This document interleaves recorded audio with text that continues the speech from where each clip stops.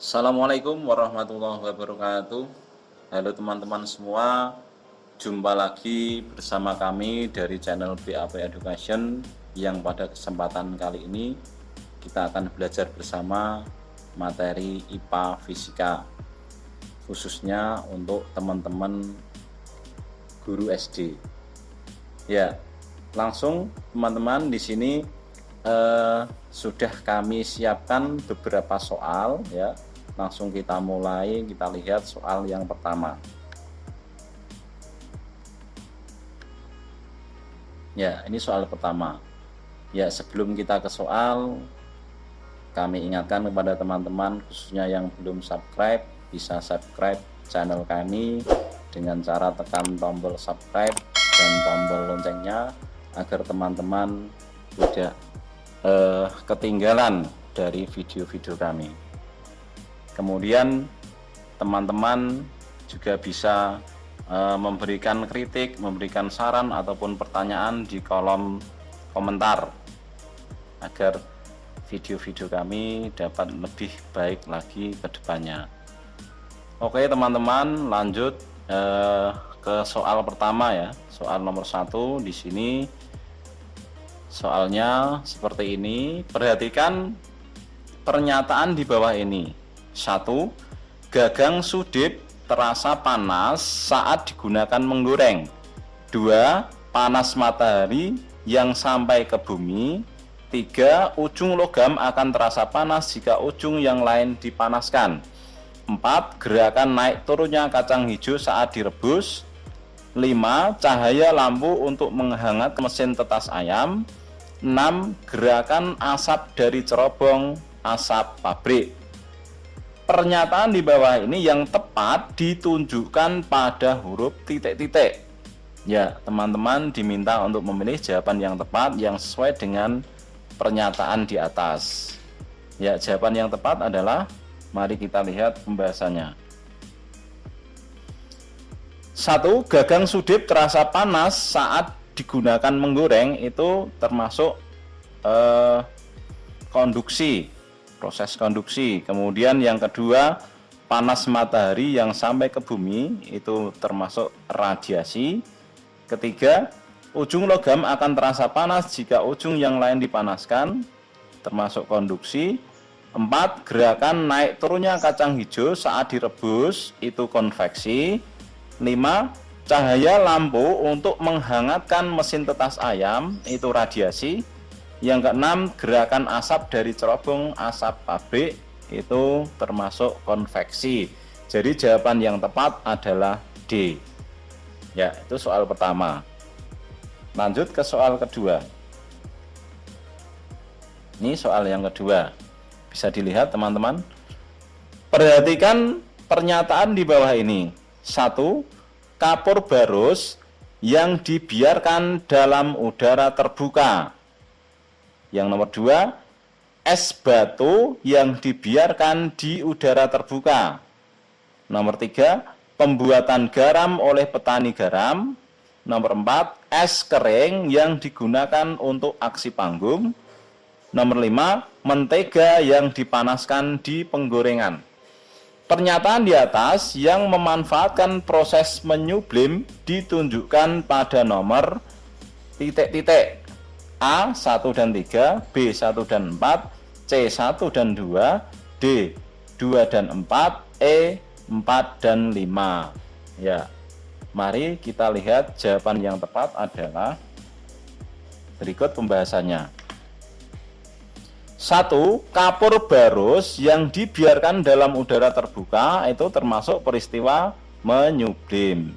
Ya, kemudian yang kedua, es batu yang dibiarkan di udara terbuka, itu termasuk peristiwa mencair.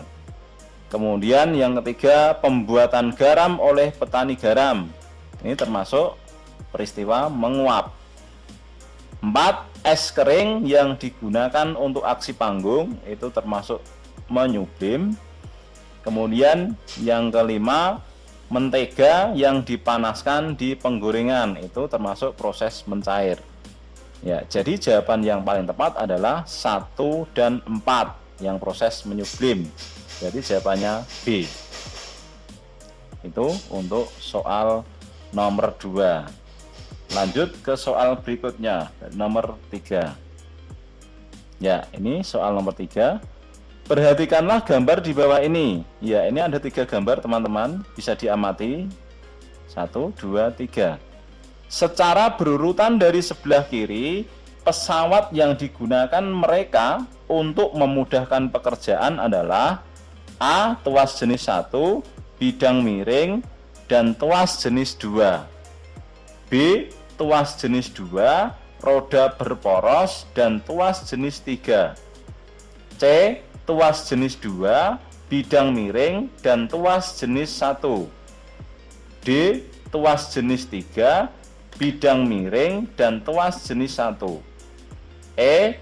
Tuas jenis 3, roda berporos, dan tuas jenis 1. Ya, kita lihat pembahasannya. Jawaban yang tepat adalah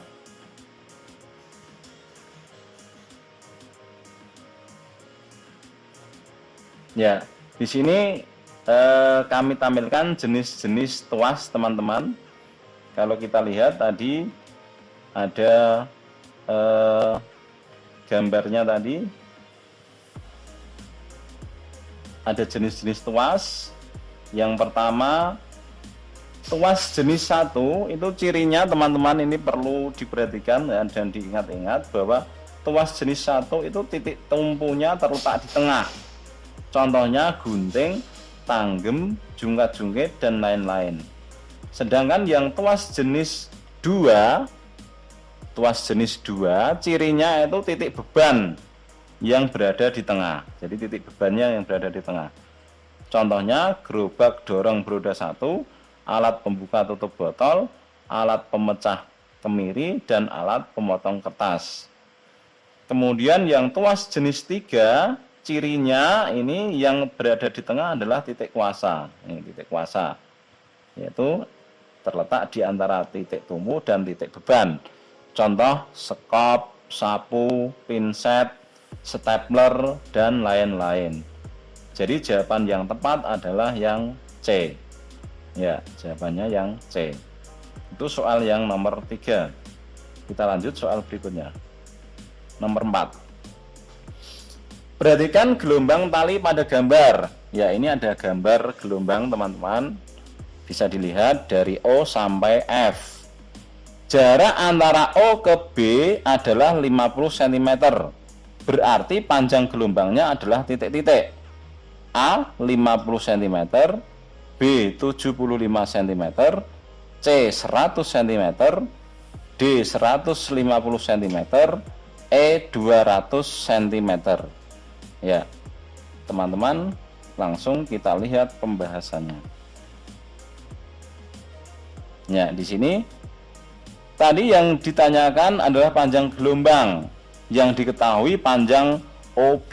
Jadi O sampai B. Nah, O dari O sampai B ini teman-teman, kalau kita lihat ini adalah panjang setengah gelombang. Oleh karena itu kalau ditanyakan panjang satu gelombangnya, berarti lambda di sini atau panjang gelombang adalah 2 kali panjang OB, sama dengan 2 kali 50, sama dengan 100 cm. Jadi jawabannya adalah C. Begitu untuk soal nomor 4. Lanjut ke soal nomor 5. Nah, ini soal nomor 5. Perhatikan tabel di bawah ini. Nama alat optik. Ini nama alat optiknya, ada periskop, teleskop, mikroskop, kemudian kaca pembesar. Kemudian periskop ini masing-masing, setiap alat optik ini mempunyai simbol. Periskop K, teleskop L, mikroskopnya M, kemudian kaca pembesarnya N. Kemudian kegunaannya masing-masing alat optik itu di sini. 1. Membantu melihat benda yang letaknya jauh. 2. Membantu melihat benda renik yang sangat kecil. 3. Melihat permukaan air laut pada kapal selam. 4. Membantu tukang jam saat reparasi jam. Kemudian pertanyaannya, pasangan yang tepat antara nama alat optik dengan kegunaannya ditunjukkan pada nomor titik-titik A, K1, L3, M2, dan N4, B, K2, L1, M3, dan N4, C, K2, L1, M4, dan N3, D, K3, L1, M2, dan N3, E, K3, L1, M2, dan N4. Mana jawaban yang tepat? Mari kita lihat. Ya, ini dari tabel di atas dapat kita lihat bahwa fungsi periskop yang tepat adalah nomor 3. Jadi periskop ini fungsinya adalah melihat permukaan air laut pada kapal selam. Nah, ini fungsi periskop. Kemudian fungsi teleskop adalah nomor 1. Teleskop berarti fungsinya membantu melihat benda letaknya jauh. Kemudian fungsi mikroskop itu nomor 2. Jadi membantu melihat benda renik yang sangat kecil. Ini fungsi mikroskop. Kemudian fungsi kaca pembesar itu nomor 4. Berarti membantu tukang jam saat reparasi jam. Jadi jawaban yang tepat adalah E. Ya, jawaban yang tepat adalah E. Ya, demikian teman-teman pembahasan kita kali ini. Semoga bermanfaat bagi teman-teman semua. Kita lanjut video-video ya, kesempatan yang akan datang kita lanjutkan lagi. Saya akhiri, wassalamualaikum warahmatullahi wabarakatuh.